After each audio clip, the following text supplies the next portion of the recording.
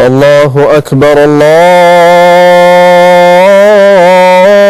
الله أكبر الله أكبر الله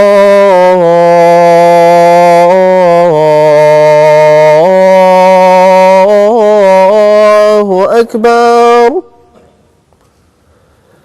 أشهد أن لا إله إلا الله.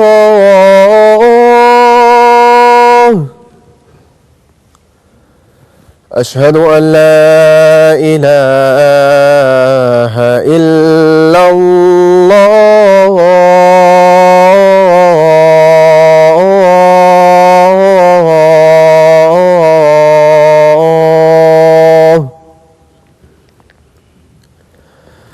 أشهد أن محمدًا رسول الله.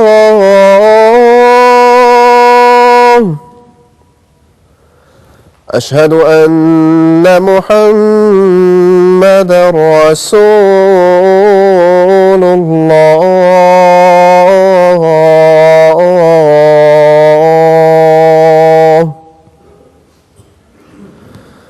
حي على الصلاة.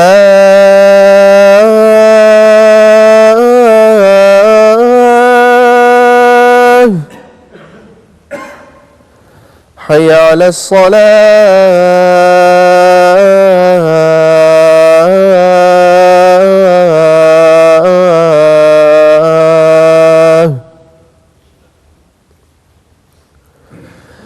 حي على الفلاح.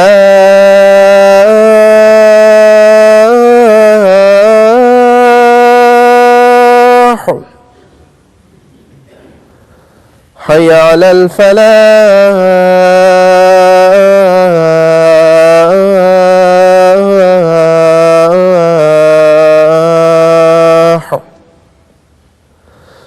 الله أكبر الله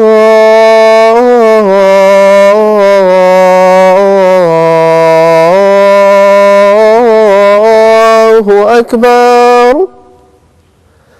لا إله إلا الله.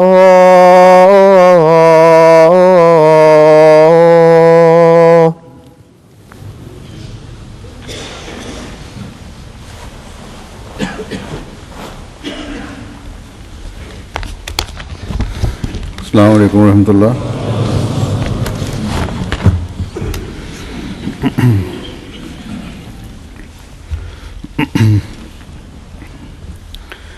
أشهد أن لا إله إلا الله وحده لا شريك له وأشهد أن محمدا عبده ورسوله.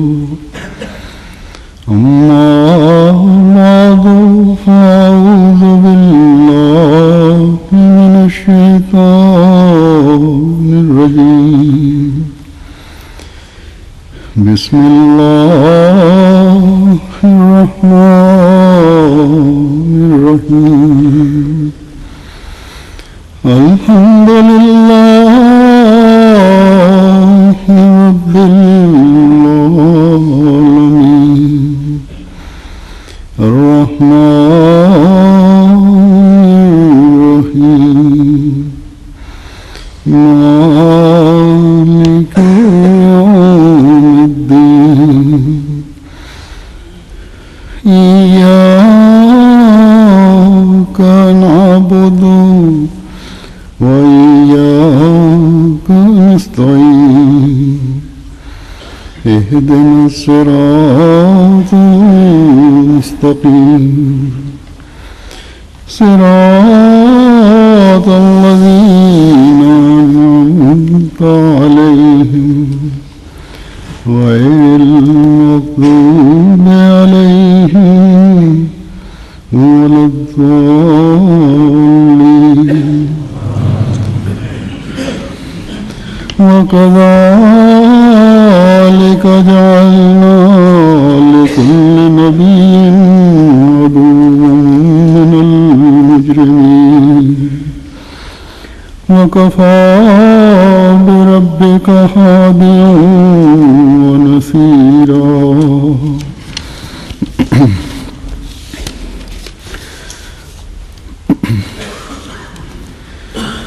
جب دنیا میں انبیاء آتے ہیں تو انبیاء اور ان کی جماعتوں سے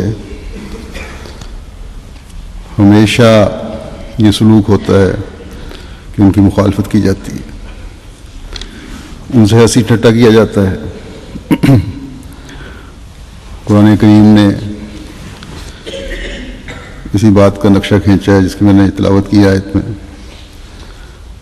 اس کا ترجمہ یہ ہے کہ اور اسی طرح ہم ہر نبی کے لیے مجرموں میں سے دشمن بنا دیتے ہیں اور بہت کافی ہے تیرا رب بطور ہادی اور بطور مددگار کے. بس اللہ تعالیٰ فرماتا ہے کہ ہر نبی کی مخالفت کی گئی اور یہ مخالفت کرنے والے خدا تعالیٰ کا قرب حاصل کرنے والے لوگ نہیں ہوتے بلکہ مجرموں میں سے ہیں.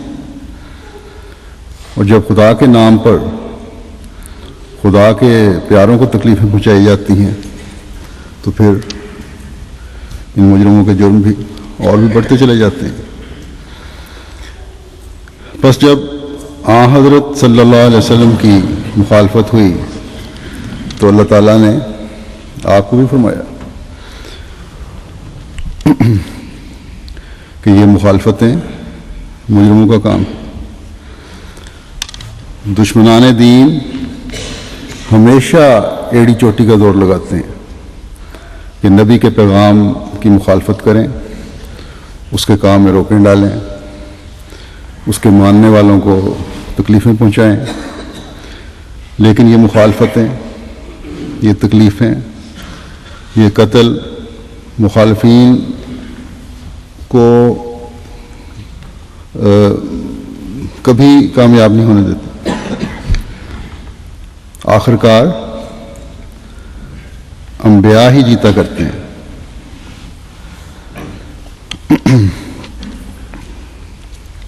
اور مخالفین اللہ تعالیٰ کے عذاب کا نشانہ بنتے ہیں.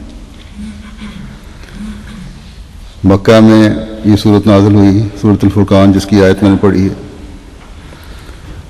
مخالفین نے وہاں کیا کیا ظلم آن حضرت صلی اللہ علیہ وسلم اور آپ کے ماننے والوں پر نہیں کیے.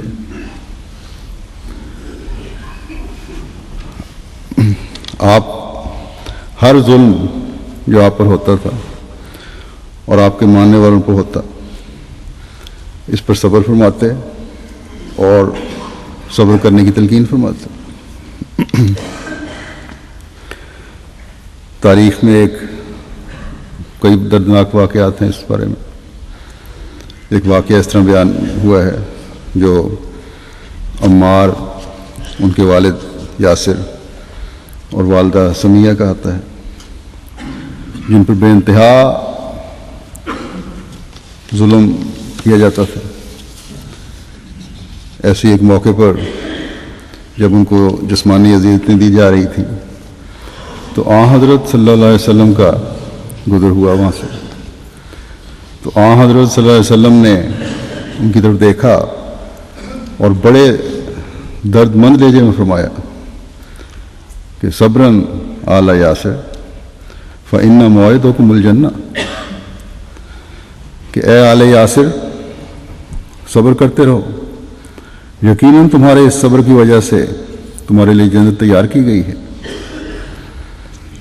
یاسر تو اس وقت اس اذیت کے دوران